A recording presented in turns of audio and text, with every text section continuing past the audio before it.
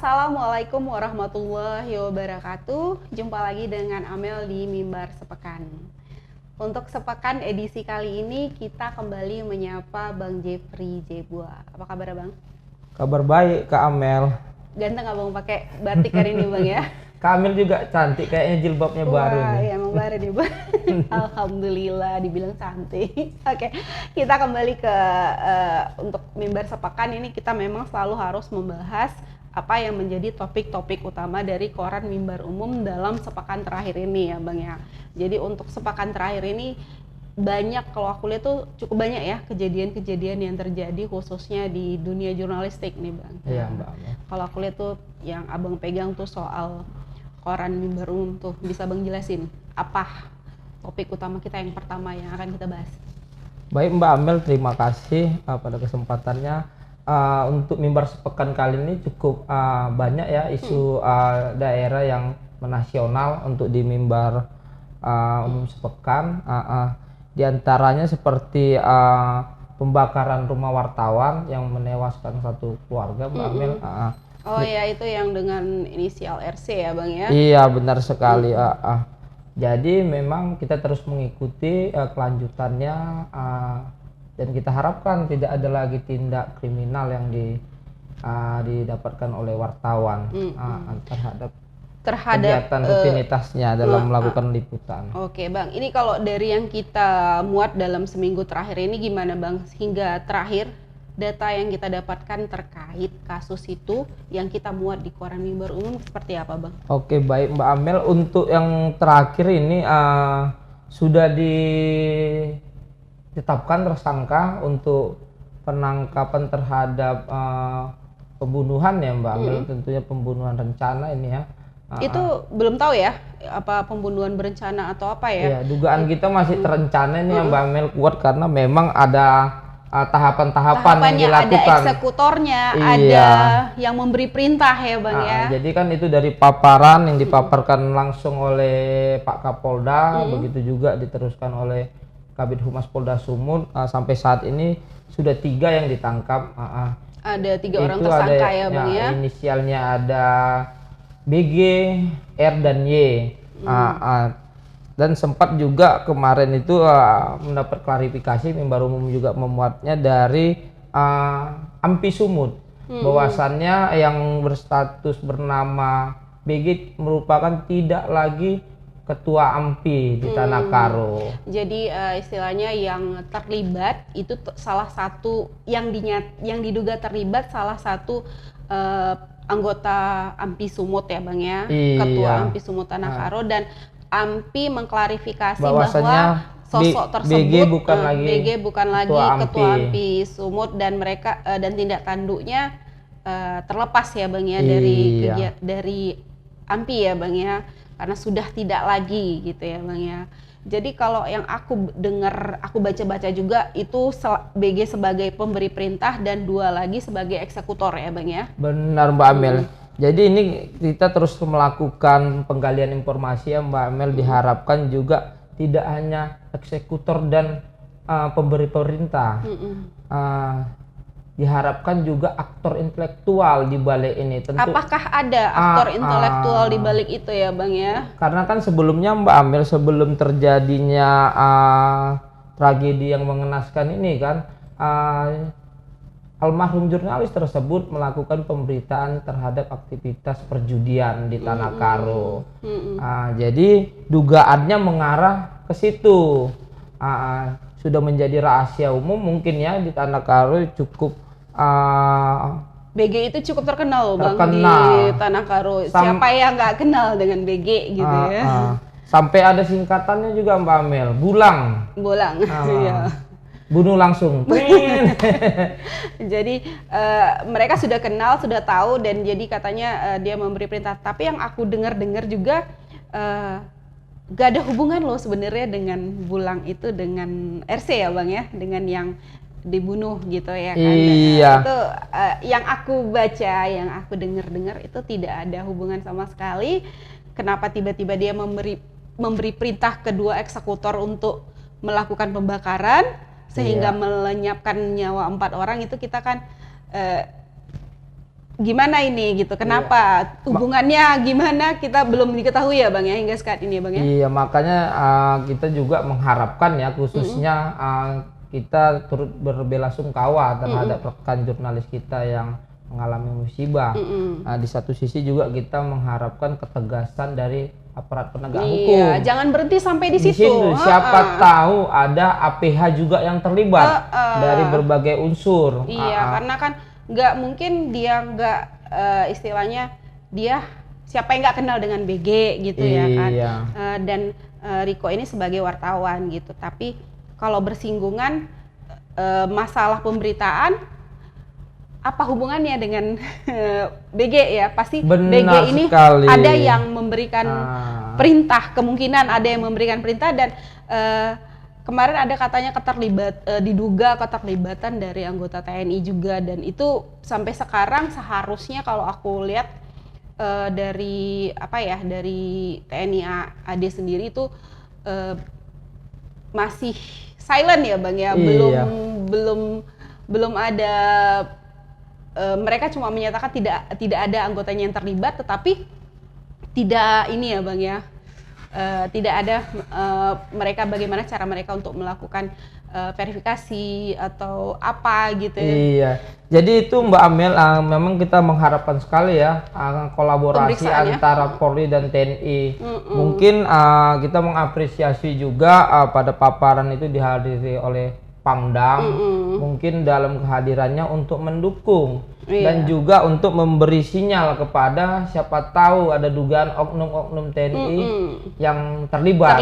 Mudah-mudahan itu diperiksa. Mudah-mudahan nanti pimpinan TNI juga sekiranya dapat menjalankan proses. Mungkin saat ini menghargai proses penyidikan atau penyelidikan yang ada di kepolisian. Jadi mereka menghargai. Jadi biarlah mereka polisi dulu yang bergerak memberikan klarifikasi gitu ya. Mudah-mudahan seperti itu ya Bang. Sehingga nanti ada rasa aman bagi kita seorang jurnalis untuk bergerak di lapangan ya Bang ya. Tentunya itu Mbak Amel, apalagi kita juga sebagai pilar demokrasi keempat ya kan, yang memiliki memang kita sebagai kontrol sosial di masyarakat seharusnya juga diperlakukan yang pada tempatnya. Pada tempatnya kita juga ya harus ya jangan itu lantaran buat pemberitaan seperti itu jadi kita jadi ada rasa was-was kita membuat pemberitaan yang memang benar harus diketahui oleh masyarakat. Padahal gitu untuk kemaslahatan umat ya. Iya. Oke Bang, selain daripada pemberitaan yang kayaknya itu udah menjadi berita nasional ya Bang, ya bukan hanya di Sumatera Utara karena itu menyangkut dengan meninggalnya jurnalis beserta keluarga ya Bang ya. Oke, selain daripada itu yang menjadi topik utama kita apa lagi Bang? Oh ini ada Mbak Amel juga cukup fenomenal ini ya di Kota Medan Mbak Amel. Beberapa waktu lalu wartawan kita sudah melakukan liputan langsung ini terhadap stiker berlangganan di Kota Medan. Itu gimana itu Bang?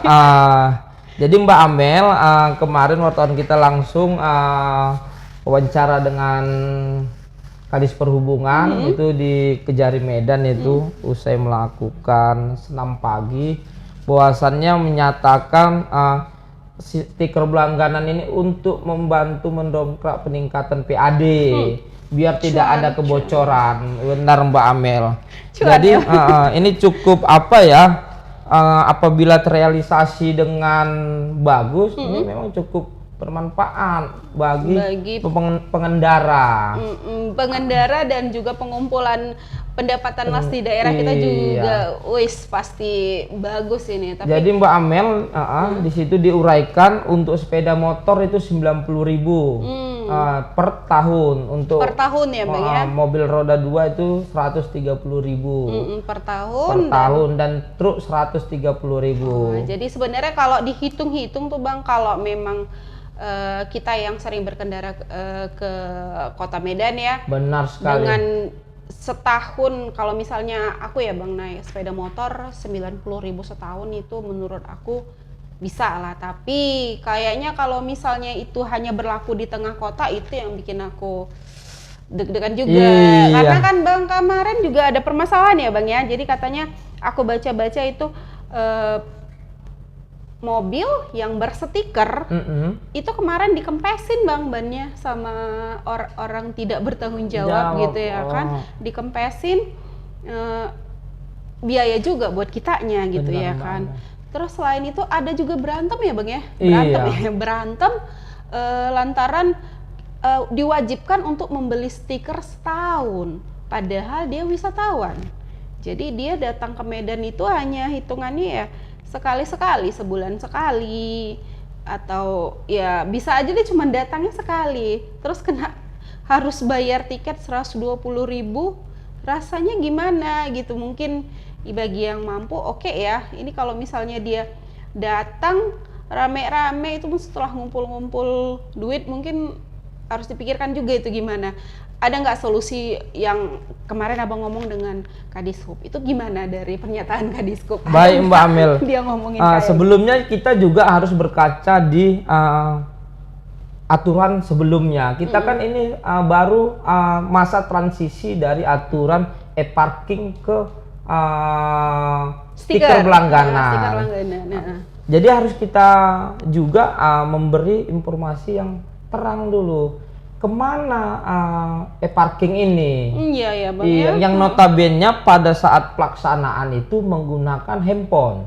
Tentunya dengan dikalkulasikan jumlah pemakaian alat elektronik itu, sekarang mulai 1 Juli tidak diberlakukan lagi, dibatalkan untuk e-parking, itu kemana? Tanda tanya. Modal untuk membeli alat untuk scan-nya itu cukup besar juga ya.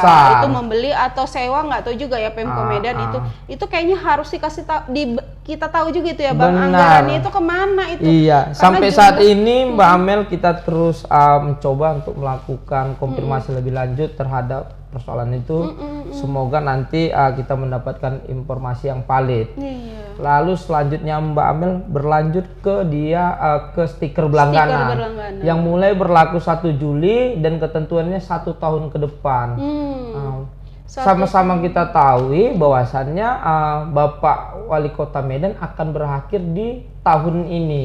Iya, September ya bang, September 2024 itu akan berakhir. Benar sekali. Jika diganti lagi aturannya seperti yang dari e-parking ke stiker berlangganan, rugi dong yang udah langganan setahun ya bang ya. Jadi ini sempat isu liar yang belum terkonfirmasi, cuman menjadi pembicaraan kalayak rame nih Mbak Amel. Ada dugaan mengumpulkan uang segar dengan cepat untuk peningkatan PAD. Bagaimana sepeninggalan Pak Wali Kota Medan ini PAD itu meningkat dan Wali Kota Medan bisa untuk dengan jalan mulus untuk menuju Pilgub 1. Iya, itu isu-isu ya Bang ya, seperti itu ya. Karena memang apalagi di tahun-tahun politik ini pasti semuanya diarahkan ke sana, dan ini salah satu yang cocok untuk dijadikan. Benar Mbak Amel. Ini ya. Cuman Mbak Amel, kita juga sebagai tim redaksi Mimbar mengharapkan juga untuk program-program itu yang berpihak kepada masyarakat. Iya. Ini tidak sekecil ini persoalan parkir pelanggaran ini Mbak Amel. Keselamatan pengendara juga dipertaruhkan di situ. Iya. Selain motor juga pengendaranya kadang baku hantam di lapangan. Dan malah kemarin yang viral itu ya Bang ya, jadi dengan Dishub marah-marah lantaran disuruh diusir karena nggak mau berlangganan gitu kan. Itu pelayanan seperti apa itu? Berdampak kepada UMKM yang ada di Kota Medan. Iya, apalagi wisatawan yang hanya datang paling sebulan sekali, yang hanya untuk datang hanya untuk stay aja, tiba-tiba diwajibkan untuk parkir segitu gitu. Jadi males lah datang ke Medan. Malah ada pernyataan kemarin aku ada baca-baca di beberapa media itu udah malas datang ke Medan gitu katanya. Benar Mbak Amel. Jadi kan Mbak Amel ini kan dugaannya aturan yang kebablasan. Kenapa kebablasan? Artinya pembangunan juga yang ada di Kota Medan ini bersinkronisasi dengan pembangunan nasional. Artinya Medan ini juga punya warga Indonesia. Apakah kita mau membatasi ruang gerak itu untuk di jalan-jalan umum? Lantaran parkir ya, gara-gara parkir. Jadi tidak sekecil itu maunya. Iya, dan gimana dengan itu kan hanya parkir kayaknya yang hanya di beberapa ruas jalan yang gratisnya. Kita nggak tahu di ruas jalan kayak di kantor koran Mimbar Umum sendiri itu ada di Dene. Di Dene itu berlaku enggak? Karena kalau kita lihat sejak berlaku e-parking kemarin, Bang, di sini semakin banyak ya, Bang, tukang parkir yang sudah mulai banyak ke jalan-jalanan di Dene ini ya, Bang ya. Jadi di daerah perkotaan nggak bisa, mereka jadi di daerah di pinggir gitu, kayak di Dene ini gitu. Jadi aku lihat satu solusi malah membuat masalah ke tempat lain gitu. Itu harus dipikirkan juga kayaknya dari Dinas Perhubungan nih, Bang. Maunya itu harapan kita harus melalui kajian-kajian, Mbak Amel. Karena di satu sisi disampaikan oleh Kadis langsung bahwasannya nanti akan direkrut petugas-petugas parkir dengan kalau tidak salah itu gaji 2,5 juta, 2.500.000. Jadi kan apakah itu tidak menambah peningkatan pengeluaran anggaran? Pengeluarannya. Karena dengan jarak berapa kilometer ada petugas parkir. Iya. Dan sekarang ini walaupun ada ya, itu masih rencana ya, Bang ya. Dan sekarang ini stiker berlangganan sudah berlaku. Benar. Sedangkan orang yang ditugaskan untuk bulanan itu sudah ada nggak, Bang? Kayaknya belum ada ya. Belum ada dibayar. Ini. Jadi kan aku juga dengar dari kawan-kawan tuh. Jadi kalau kita udah punya stiker parkir di kota itu, tukang parkirnya cuma lihat tuh ada stiker, udah dia nggak nolongin lagi tuh gimana masuk, gimana nyari parkir di mana, gimana keluarnya, dia cuekin. Jadi kayak mobil tuh nggak ada di situ. Gitu. Seperti yang saya sampaikan tadi kan, Mbak Amel, untuk melihat menjaga keselamatan dan memastikan keselamatan pengendara dan sepeda motornya atau mobilnya. Jangan nanti ini menjadi problem. Iya. Dan dipastikan, Mbak Amel, setiap kehilangan tidak menjadi tanggung jawab oleh Disub maupun Pemko Medan. Iya, Bang. Dan itu langsung disampaikan oleh Kadis, apabila ada kehilangan tidak menjadi tanggung jawab pemerintah Kota Medan. Karena itu yang seperti itu memang harusnya bergerak sama ya, Bang ya. Di mana petugasnya, langganannya. Jadi ada yang memperhatikan stiker jalan gitu ya. Ini stiker jalan tapi nggak ada yang perhatikan. Benar, Mbak Amel. Makanya Mbak Amel kita ya mendorong lah untuk wakil-wakil rakyat, anggota dewan untuk juga bersuara lah terkait persoalan-persoalan ini, menjadi filter sebagai penyambung masyarakat ya. Karena mereka sudah diwakilkan amanah, sudah diamanahkan untuk sebagai wakilnya rakyat. Jadi harus bersuara terkait hal ini karena mereka juga berimbas loh, mereka juga keluarganya, bahkan mereka sendiri juga akan merasakan hal ini gitu. Pernah nggak mereka ngerasain di luar Kota Medan ada ngerasain seperti ini nih, malah mereka sering ke luar negeri studi banding. Pasti mereka tahu hal ini gimana sistemnya, berstiker berlangganan atau gimana gitu, pasti tahu gimana solusi yang terbaik lah bagi mereka ya, Bang ya. Pada prinsipnya Mbak Amel, kita sebagai warga Medan selalu mendukung peningkatan PAD agar berimplikasi kepada warga Kota Medan itu sendiri. Kita mendukung program-program yang baik asal tidak bertentangan dengan keselamatan warga Kota Medan. Itu saja. Oke, Bang. Kayaknya ini tahun politik tidak tidak abdol kalau kita nggak bahas soal politik dalam setiap podcast kita ya, Bang ya. Baik, Mbak Amel. Ini gimana nih, Bang, perkembangan politik khususnya di Sumatera Utara ini? Cukup seksi ya, Mbak Amel, untuk perkembangan politik, apalagi khususnya untuk Pilgubsu ya. Baru-baru ini udah ada gajah dan semut ini. Kita pun heran istilah-istilah itu ya, gajah dan semut. Udah ada. Jadi udah ada koalisi gajah dan ada koalisi semut. Kita tahu lah itu apa aja ya Bang ya. Iya Mbak Amel. Jadi untuk Pilgub sini Mbak Amel udah ada figur-figur masing-masing calon yang mencalonkan ya. Yang akan figur-figur yang diusung ya. Diusung oleh partai ya. Benar Mbak Amel. Partai gajah dan partai semut Bang ya. Karena lumayan ya Bang untuk partai yang istilahnya gajah. Ya. Yang dari yang awalnya dari yang sebelum waktu Prabowo Gibran itu menang, malah yang sebelumnya menolak Prabowo Gibran di pilkada ini mendukung ya Bang ya. Nah, jadi cukup banyak pendukung daripada yang berkoalisi dengan partai yang dulu mendukung Prabowo Gibran. Benar ya, Mbak Amel. Oke, jadi Mbak Amel, Koran Mimbar Umum tetap fokus itu untuk Pilgubsu itu untuk dia yang kita bahas tadi Pak koalisi gajah itu kompak mendukung menantu Presiden Joko Widodo, itu ada Pak Bobi Nasution yang wali kota kita saat ini ya Bang ya. Wali kota kita yang secara resmi beberapa partai sudah menyatakan deklarasi, itu meliputi ada Partai Gerindra, partai asalnya yang merupakan Bapak Bobi Nasution sudah menjadi kader partai. Begitu juga dengan Golkar, PAN, diikuti PKB dan Nasdem. Iya. Yang luar biasanya Mbak Amel, beberapa partai-partai yang dulunya mendukung di Pilpres tidak mendukung Prabowo Gibran, ikut sebagian bergabung ya Bang ya. Iya. Jadi cukup gemuk daripada Prabowo Gibran untuk di Sumatera Utara ini ya.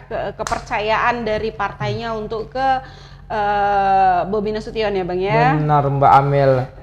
Jadi selain Bobi Nasution itu nama-namanya siapa aja tuh Bang yang muncul sebagai calon gubernur dari Sumatera Utara? Oke Mbak Amel, terima kasih. Itu tadi untuk yang koalisi gajah. Ini koalisi semut dia masuk. Yang diusung itu saat ini oleh PDI Perjuangan bersama PKS ini masih menunggu juga.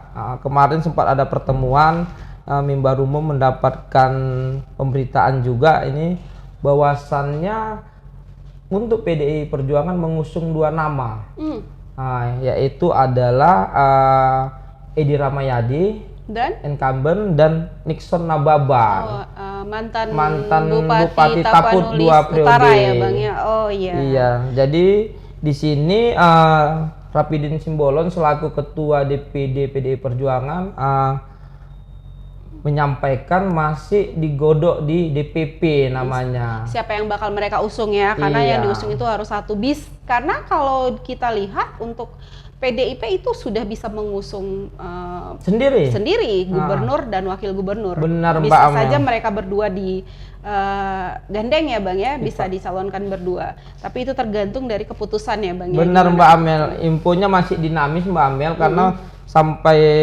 dalam minggu ini masih ada pertemuan PDIP dengan PKS. Sementara dari PKS itu juga mengusung nama-nama. Di situ ada yang diusung juga termasuk Edi Rahmayadi, baru ada Bermarga Simorangkir, baru Bobi Nasution juga diusung oleh PKS ya? Ke DPP dan sempat ada klarifikasi. Itu dinamikanya ya Bang ya. Jadi kita lihat lagi mana perkembangannya karena hingga September nanti ya Bang, hingga nanti pada pilkada nanti ini akan terus berlanjut ya pemberitaan politik kita ya Bang ya. Benar sekali Mbak Amel. Oke Bang, kayaknya udah bisa kita akhiri nih Bang ya. Iya. Udah panjang kita hari ini Bang. Oke Bang, sebelum itu seperti biasa ya Bang, kita coba promosiin Koran Mimbar Umum yang udah berusia 78 tahun ya Bang ya. Iya Mbak Amel, benar sekali. Oke, ini pemirsa Koran Mimbar Umum. Ini untuk edisi ini soal apa? Yang tadi kita bahas ini ya Bang ya, polisi Ciduk pembakar rumah wartawan Ini 2 ya, terus ada tambahan lagi 1 ya Bang ya. Benar ada sekali. Di koran yang lain. Benar. Ini sudah ciduk, jadi mudah-mudahan ini akan berlanjut dan tidak sampai di 3 ini aja tersangka. Ya. 3 tersangka aja. Oke, Bang, ini koran Mimbar Umum bisa didapatkan di mana? Di counter-counter ya, yang ada di Kota Medan khususnya. Selain itu juga bisa di edisi digitalnya, ada di My Edisi. Dan jika ingin melihat podcast-podcast kita yang ada di koran Mimbar Umum, kita bisa langsung scan, sudah beli atau lihat di My Edisi, langsung scan di atas nih, sudut kiri, sudut kanan atas, tinggal scan aja, kita langsung terhubung dengan Mimbar TV ya. Oke, dengan harga masih sama nih Bang di tahun ini? Bener Mbak Amel, masih 4.000. Masih 4.000. Oke, ini ya. Terima kasih Bang Jepri atas waktunya Bang. Terima kasih Kak Amel. Terima kasih. Oke pemirsa, begitulah Mimbar Sepekan kita pada hari ini. Terima kasih. Assalamualaikum warahmatullahi wabarakatuh.